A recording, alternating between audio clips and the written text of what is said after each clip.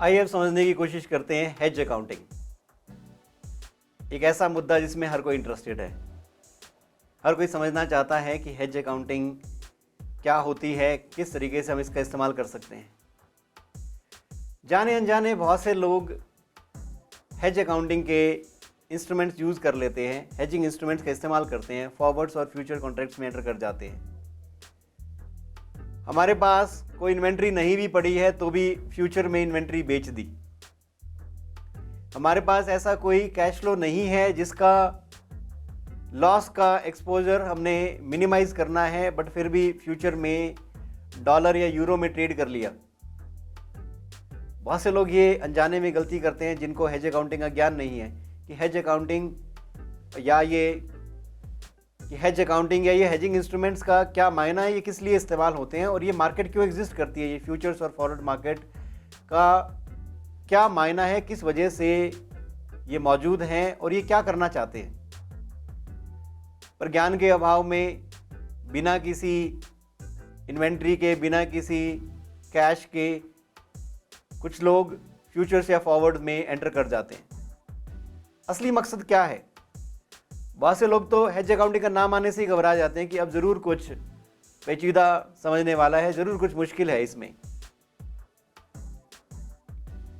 अगर मुश्किल ही होती तो इंसान इसको नहीं लिख पाता, एक आदमी इसको नहीं लिख पाता। अगर कोई भी चीज़ इंसान ने बनाई है, इंसान ने लिखी है, उसमें कुछ भी मुश्किल नहीं है। मुश्किल शब्द का फ़र्क सिर्फ इतना सा होता है कि अगर हमें कोई चीज़ समझ में आती है वो आसान है, कोई चीज़ हमें समझ में नहीं आती तो मुश्किल है।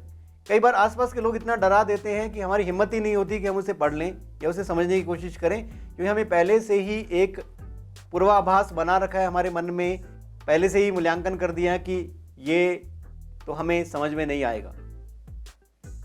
पर ऐसा कुछ खास होता नहीं है किसी भी चीज़ में। हर चीज़ समझी जा सकती है जो इंसान ने ईजाद की है या बनाई है। उन्होंने अगर लिखी है तो हम भी समझ सकते हैं। तो ऐसा कुछ पेचीदा या मुश्किल नहीं है। तो समझने की कोशिश करते हैं कि हमें दो चीज़ें चाहिए हेज अकाउंटिंग समझने के लिए। एक है हेज्ड आइटम, जिसकी कीमत को हमने प्रोटेक्ट करना है। हम चाहते हैं कि उसमें फेयर वैल्यू चेंज हो, वो हमें नुकसान ना दे दे। फ़ायदे की उम्मीद है, बहुत ही गहन विश्वास है कि फ़ायदा ही होगा। तब हो सकता है कि आप किसी फॉरवर्ड या फ्यूचर कॉन्ट्रैक्ट में एंटर ना करें, क्योंकि अगर आपको फ़ायदे का अनुमान है और आपने किसी हेजिंग इंस्ट्रूमेंट को ले लिया जो हमेशा इसके उल्टा चलेगा। हेजिंग इंस्ट्रूमेंट हेज्ड आइटम के उल्टा चलेगा। अगर हेज्ड आइटम पे गेन हुआ है तो हेजिंग इंस्ट्रूमेंट पे नुकसान होगा, अगर हेज्ड आइटम पे नुकसान हुआ है तो हेजिंग इंस्ट्रूमेंट पे गेन होगा। इसी बात का फ़ायदा उठा करके हेजिंग इंडस्ट्री अमल में आई कि अरे इन्वर्स रिलेशनशिप है, अगर एक जगह मूवमेंट होती है गेन की तो हेजिंग इंस्ट्रूमेंट पे नुकसान होगा, और हेज्ड आइटम पे अगर नुकसान होता है तो हेजिंग इंस्ट्रूमेंट पे गेन होगा। तो ये बात पुख्ता हो गई कि ये दोनों उलट चलते हैं।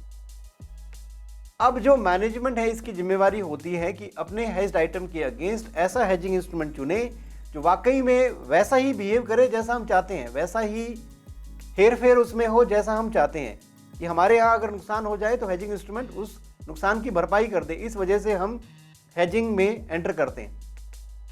अगर हमने ये बिना डिक्लेयर किए किसी फॉरवर्ड या फ्यूचर कॉन्ट्रैक्ट में एंटर कर गए कि हम उस फॉरवर्ड या फ्यूचर कॉन्ट्रैक्ट का गेन और लॉस सेट ऑफ करेंगे हमारे हेज्ड आइटम के अगेंस्ट, तो हम हेज अकाउंटिंग नहीं कर रहे हैं।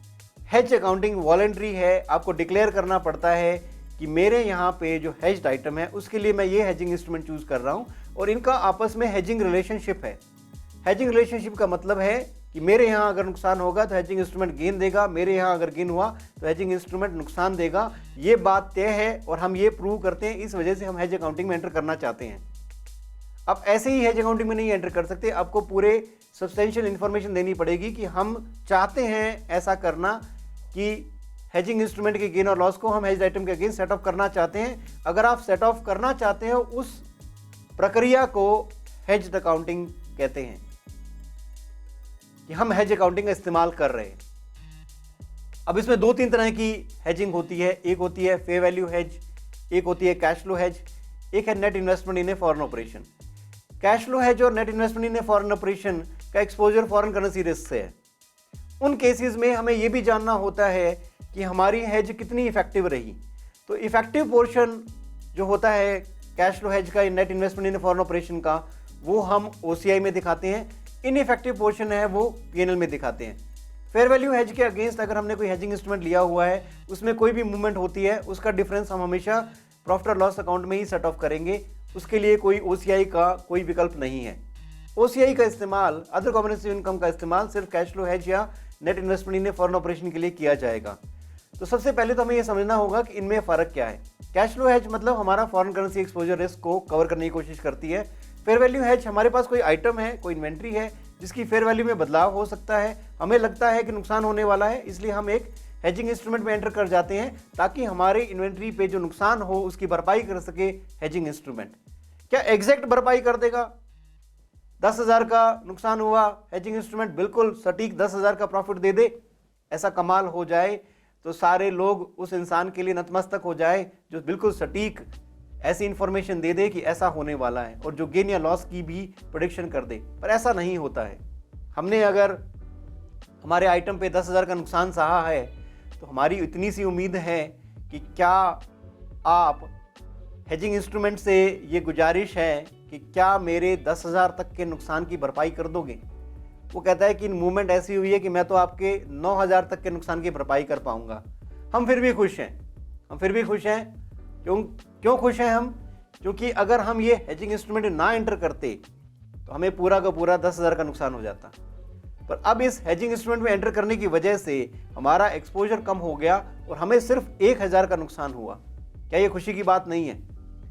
अगर ये मूवमेंट 10,000 से ज़्यादा हो जाता है, हमें नुकसान की उम्मीद थी 10,000 की, पर हेजिंग इंस्ट्रूमेंट हमें 12,000 का गेन दे देता है,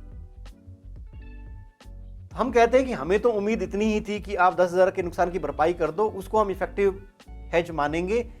इस कलाकारी को हम हेजिंग इंस्ट्रूमेंट की कलाकारी मानेंगे, ना कि मैनेजमेंट की कलाकारी, क्योंकि हमें तो उम्मीद थी कि हेज इंस्ट्रूमेंट ऐसे बिहेव करता है, इसमें मैनेजमेंट का कोई रोल नहीं है कि मैनेजमेंट ने ये हमें नुकसान की भरपाई करके दे दी। क्योंकि हमारी उम्मीद थी कि 10,000 तक का नुकसान आप भर के दे दोगे, आप हमें इतना तो गेन दे दोगे कि हमारे 10,000 का नुकसान की भरपाई हो जाए।